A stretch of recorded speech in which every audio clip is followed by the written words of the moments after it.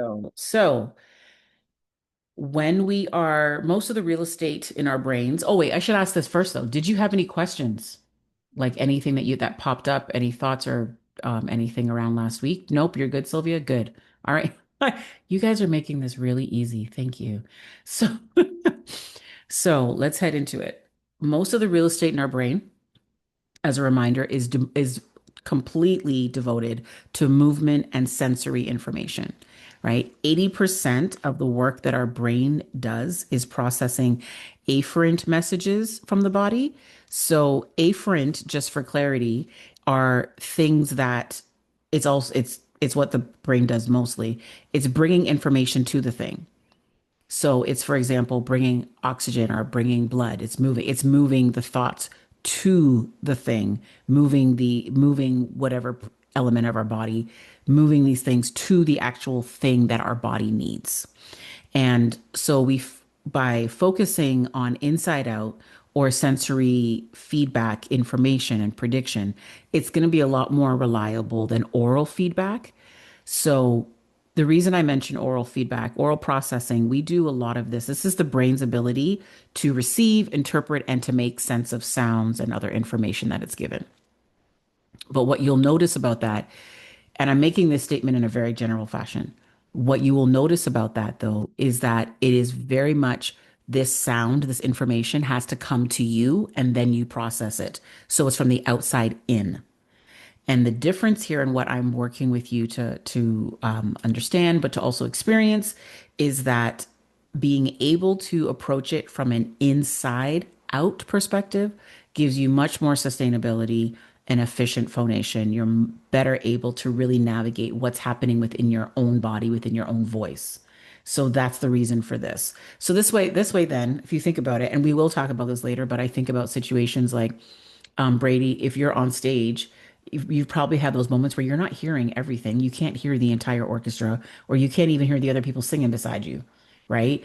And in those moments, you have to be able to trust yourself and to know what you're doing and to know what it feels like. That way, then you still have security that you can be doing what you need to.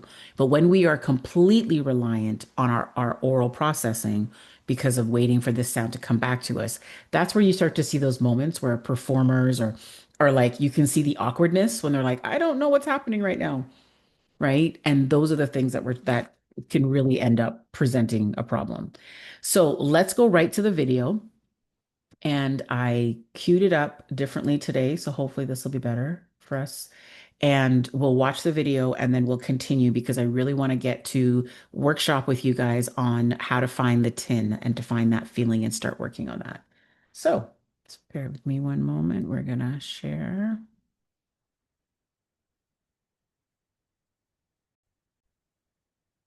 And please give me a thumbs up if you can An hear. inside job. Interoceptive awareness. Singing is a motor memory. Your brain sings before you do. Before you utter a note, your brain is a step ahead of you. Just for now, let's simplify singing as a kind of movement. The movement of an activated respiratory system along with your phonatory system, your larynx, throat, mouth, and nose. And just for now, let's look at a simple version of how we move through a neurological lens. When you move, your brain uses sensory data about your environment and memories to predict your movement. Movements can be as simple as picking up a cup, or as complex as dancing, figure skating, or singing. Whenever you repeat a complex movement a number of times, your brain learns how to predict for that movement. It bundles all the individual movements within that complex movement to create a memory. Over your lifetime, you've amassed a huge library of these unified motor functions, or motor memories. Those motor memories are what allow you to move confidently through your environment and respond intentionally to various stimuli. To experience this, I'd like you to do a little experiment with me. I'm going to ask you to pretend you're brushing your teeth. Will you please find something that you could make believe is a toothbrush? A pen or a pencil, maybe? Now, take your pretend toothbrush and use it outside of your mouth to pretend to brush your teeth. Now, as you're brushing, and I'd like you to keep brushing as I talk, you could be doing other things. I'm not asking you to actually do them right now, but consider what I'm saying. If you wanted to, you could check your texts, or put a cup in the sink, or pet the cat. You've brushed your teeth thousands of times, and it just doesn't take much thought, right? No problem. Now, switch hands. I'd like you to pretend to brush your teeth with your other hand, and keep doing that for a few seconds as I talk. If you're like most people, this brushing with the opposite hand feels very different from brushing with the hand you're accustomed to using. It probably feels pretty awkward. And if you were going to actually try to brush your teeth this way, you'd really have to concentrate to make sure you did a good job. Okay, you just demonstrated how a motor memory works. You have a very strong motor memory for brushing your teeth with your toothbrushing hand. The ease and familiarity of that movement is proof of a strong motor memory. When you intend to brush your teeth, your brain accesses that motor memory, and you experience that activity as normal, everyday behavior. If it ever happened that for some reason you had to change the way you executed brushing your teeth, it would be a challenge for you to adopt a new way of doing that. You'd have to develop a new motor memory. Your singing provides interoceptive messages. The other tool your brain uses to help you do all that you need to do is sensory data. Your brain is constantly receiving data about your environment based on what you see, hear, smell, and feel, and it uses that data to combine with memories to help you make efficient predictions. Along with those senses that you're typically aware of, your brain is constantly receiving afferent messages from within your body. One way it receives messages is through the somatosensory system. Somatoception refers to all the ways that your body feels things: temperature, balance, pain, the position of your body in space, all of the feels. And each of the feels has its own name. Interoception is the name for how things feel inside your body. You're completely unaware of most of the interoceptive messages that your brain gets from your body. Your brain is constantly getting messages that help you manage your body's resources like glucose, water, and hormones. Sometimes, though, those interoceptive messages make it into your conscious awareness. When you're hungry or thirsty, for instance, or when you've expended a lot of energy and you're suddenly aware of your beating heart and deep breathing. Those feelings represent interoceptive messages from your body. Further, your attention can make you aware of interoceptive messages. Your brain's attention network is really good at diminishing your attention to all the incoming sensory data as it shines a spotlight on one thing in your awareness. For instance, right now, if you turned your attention to the feeling of taking a deep breath, as you took the breath, your attention network would provide your brain with an interoceptive awareness of the changes your body experienced as you took the deep breath. A thing that was just happening all by itself and outside of your awareness is suddenly providing sensory signals that you're aware of. You can feel your ribs or your abdominal wall expanding. You might be aware of how you activated muscles that caused that intentional inhalation. Phonating is also something that your attention network can focus on. Phonating requires internal muscle activity from the respiratory and phonatory systems. The process of phonating creates air vibrations that can be experienced through feeling in the tissues of the mouth, nose, and throat. Right now, take a moment to hum, and turn your attention to the tiny vibrations you create as you hum. If you want to increase the sensation, try humming with the tip of your tongue outside of your mouth. or your teeth a few centimeters apart inside of your mouth. Now, if you turn your attention to your mouth and nose and find you can experience the vibrations you're generating as a feeling, you are having an interoceptive experience of your voice. There are several reasons that it can benefit a singer to develop an interoceptive awareness of singing, and we'll explore them as we go. For now, though, let's move from the neuroscience lab to the bandstand. The brain has to process sound. Regardless of what genre they're singing, and regardless of whether they are performing in an acoustic or an amplified situation, singers hear themselves differently in each individual performance situation. Although your brain is exceptionally good at filtering sonic information to focus on what it is familiar with, you still get a different sonic picture of every performance. There's a long list of things that can alter the sonic message you're used to hearing from yourself as you sing. The size of the venue, for instance, whether there is a stage and what type of stage it is, the manner in which the audience is seated, and the number of audience members in the space. Beyond that, the performer's internal state, such as temperature or discomfort, as well as attention-grabbing things like other performers' lights, accompaniment, and movement can alter the way a singer hears their own voice. The singer who's performing in amplified situations is subject to all of that, of course. If they're singing in a band, though, the inability to hear oneself is magnified exponentially. Sometimes a singer enjoys the fantastic technology available with in-ear monitors. However, even with these, the singer is experiencing their own voice in a way that is radically different from the way they experience it in their living room, their car, or their shower. There are times when a singer in a band will be unable to hear their voice at all, but instead experience as part of the overall sound of the band in a way that feels as though it is beyond the confines of their body, like it is somebody else's voice. There are times when a singer is sharing a monitor with another singer and can only discern their own voice by knowing what chord tone they're singing. Not hearing their own voice when they're singing is the industry standard for singers in amplified situations. Interoception for singing. This fact leads to an obvious question. If they cannot hear themselves, how do they sing? The answer to that question may be as varied as the singers themselves.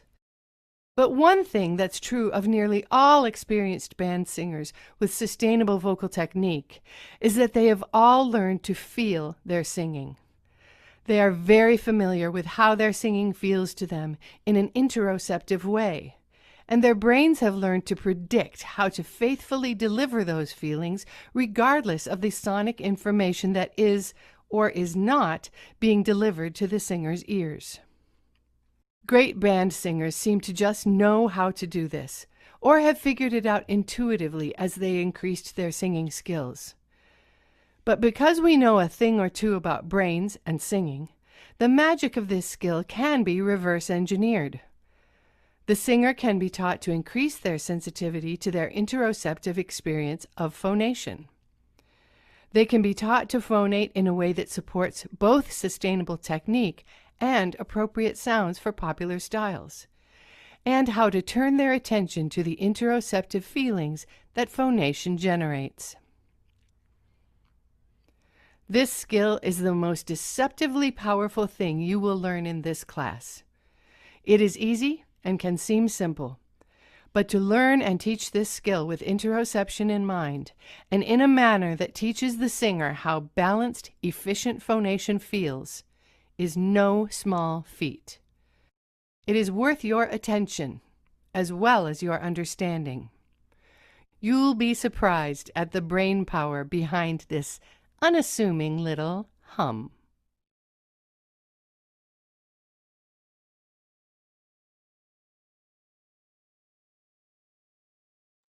All right. So, did you have any questions based on what you just viewed first before we go move forward? No? Okay. So, question for you guys. Have either of you sung in a band? No? Yes. Sylvia. Okay, that's great. So my question is, do you um are you aware of just how much that environment can change and be different each time that you go to perform? Yes. Yeah, right. It changes drastically. Brady, I really do think too that even being on stage night to night in a play, you'd probably experience the same thing because it's going to shift, right? Because like we mentioned, how many people are in the audience. Um, and I mean, I'm a big fan of really trying to love on my sound techs, but they're not always consistent, right? So we love them and appreciate them, but sometimes they're not always, making sure that it's the same. So Yeah, our experience. I would say more I've sung with a band, not in a band. Okay, yeah, yeah, yeah, yeah. I love that. That's awesome. So, but the thing about it is that you have had that experience where it's like it shifts, it changes, it doesn't feel the same, and it's not always as predictable as we'd like it to be. Even though we go into it thinking, yeah, I know what to expect, but then it's not. So I have a show coming up this Saturday. And I know that even I'll experience the shift, even from what the sound check experiences, where you think you've got everything down to exactly all the details and yep, I can hear everything I need to now. And then that room will fill. And all of a sudden, I'm going to feel like I'm in a completely different place. And I've learned to really trust introception and just my ability to feel my singing to manage those moments because it really does affect how you hear yourself and what your experience is. So that's something. Um, so let's move on here. Did you do the brushing thing? Did you try that just to see, right? What are your thoughts? Like, what was your experience with that? I tried that because I was when I was till the age of 6, I Yeah. was left-handed, Mm-hmm. Oh, and then they it made switched. you switch. I went through the Yeah, same thing. Yes. Yeah. Yeah. so it's easier for me to. Okay, I brush my teeth with my left hand, Yes. Yeah. uh, but I write and do all the things with right With your hand. right hand. Yeah. Yeah. So Yeah. So when you it switch though now, because I realize that, do you find a significant difference? Because it will be yes, different. You do still, okay, yeah, yes, yeah. with brushing my teeth, Hmm. and I can write in two directions the Yes. same. Oh my God, that's fantastic. Yeah, yeah, But yeah. I don't think that it was good for me because when I was left-handed, I draw really beautiful paint Yes. drawings, and Yeah, and now yeah. I cannot. Yeah, no, it changes everything. I was the same. I still remember my mother telling me years later, like, "Yep, your teacher and I decided that you needed to be right-handed, essentially." So I was like, "Really? How is Hmm. that helping me?" So what I do find though now, because I am predominantly right-handed now, obviously, that if I have to switch, I can find the ability to cope and still sort of multitask when I'm doing things, but it definitely still lines up in the sense that I struggle. It's not the same, but it's because essentially we've trained our brain to only we have a motor memory that fits this hand. When I switch to this one, yeah, I can make it still can be, decent, but it's not going to be very as easy. So, yeah, that's definitely it. Brady, what was Yes. your experience? I'm wondering if you're like, well, I mean, it was definitely easier with my dominant hand, my right yeah, hand, but it yeah, didn't, and it might be because I wasn't actually using a real toothbrush, but it felt a little bit harder, but not like crazy hard to do it with the other hand. exactly. Yeah, yeah. It's not going to feel that way. But you do notice the difference. You notice the amount in what I would refer to as intention, right? You do become really aware of like, okay, no, I actually might have to think about some of these almost like the angles when you've switched hands. So that essentially is a really good example of what I refer to as your sync file. So from the time that you're born, even in utero, you're already developing a sing file that says, hey, when I hear a sound or when I go to sing, this is what I do. So here you are at this stage of life, you've got a sing file that's always said, this is how I sing, this is how I approach it. And so that familiarity there makes us feel safe. We feel like it works for us. We probably have some challenges in there that, like any singer or vocalist, we might want to work on. But being able to approach this from an inside out perspective, when you build that familiarity, there's so much more that can work for you to help you build that sustainable singing that you're looking for. So, yeah, familiarity as well, I'm going to mention, is an indicator of a strong motor memory.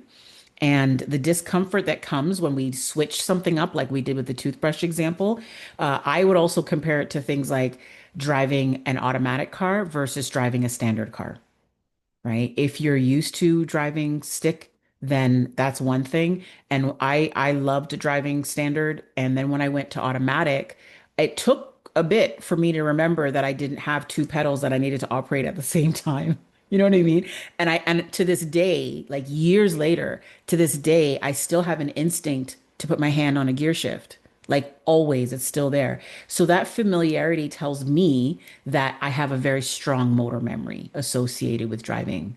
And the discomfort that sometimes comes with driving automatic, even to this day, you know, is just the lack of a motor memory. But you don't realize how much of it has been solidified in you until you make a change.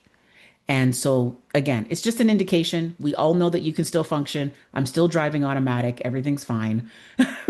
But I know that if I got into a standard car again, that it would probably feel a little bit like home because of that motor memory still being very, very much available to me. So, yeah. So let's talk about the breathing example. Did you notice your breathing when you meant to? Like when you intentionally took that breath in, were you able to really feel the difference?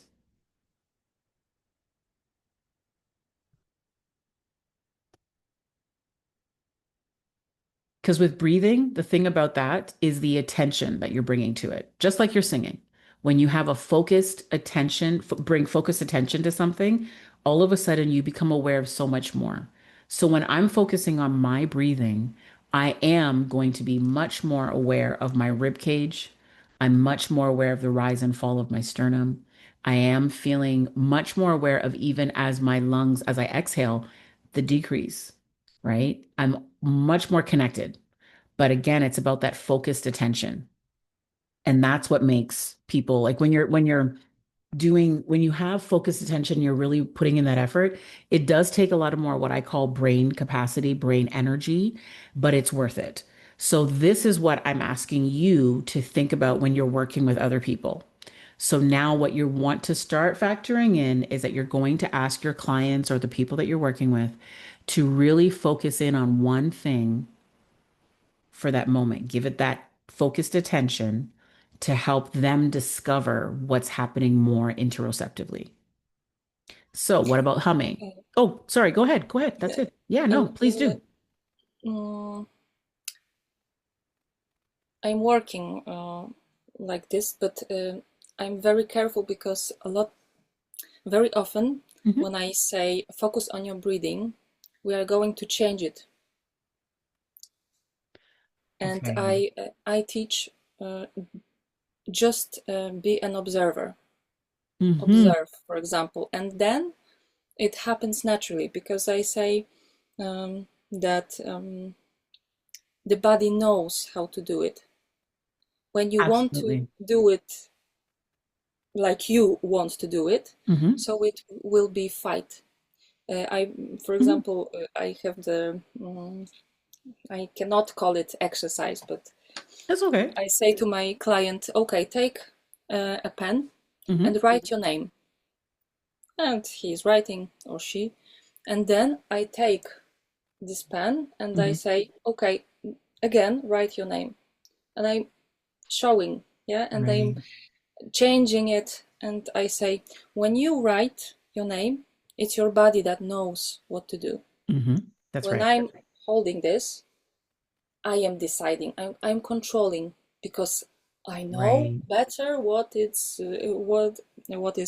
better for me, so I will control every movement, and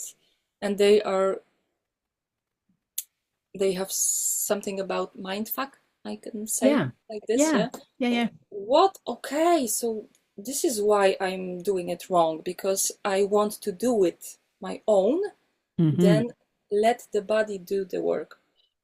Well, and that's just it, because the body and the brain can figure out what exactly what you were saying, can figure out what it is that it needs. So even when it comes to breathing, just as the example that you brought forward here, I allow my clients to figure, like, okay, you want to get from point A to point B, in that you want to sing this entire phrase on one breath. Well, through practicing that and focusing on that singular thing, rather than I'm not going to have them worry about pitch in that moment. I'm not going to have them worry about a whole bunch of other things. You're only going to focus on your breath. And allowing that time and that focused attention is what's going to help them discover what they need to accomplish what they desire to accomplish. And that for me was a game changer years ago when I started to implement that in my studio. Because when you give people the ability to feel it, they can own it. They understand it more quickly because they've already developed an inner, what I would call a relationship with that. Their body experienced what it needed, and now their body knows exactly what to do again. So you're right. Like, you have to give them the space and the opportunity to discover what their body can do and what it will do to make it work for them. And but it takes that focused attention. So while you have them working on the breathing, for example. So I'm always going to give examples. So Brady, they're working on a line in a song or something. Let them just focus on the breathing. Don't have them focused on what the band is doing or anybody else. Focus on that one element to help them discover what they need to accomplish the goal. Right. So that it's good. I'm glad that you're giving them, because you're empowering them to own their voice and to own their body, right? Agency is huge in my studio. I make that a big thing. Anyone that I work with, they know what their goals are, and I'm here to help you get it. So let's focus on this one thing. Let's take the next step. Let's focus on this one thing and make sure that you get a really good handle on that. So, with the humming, so if you tried it, you've already started to develop some interoceptive awareness. That's what's happening here already. So if you did not, don't worry about it. We'll cover it right away here. And have you ever wondered why you don't notice these things all the time? Right? So for example, I'm going to stop talking.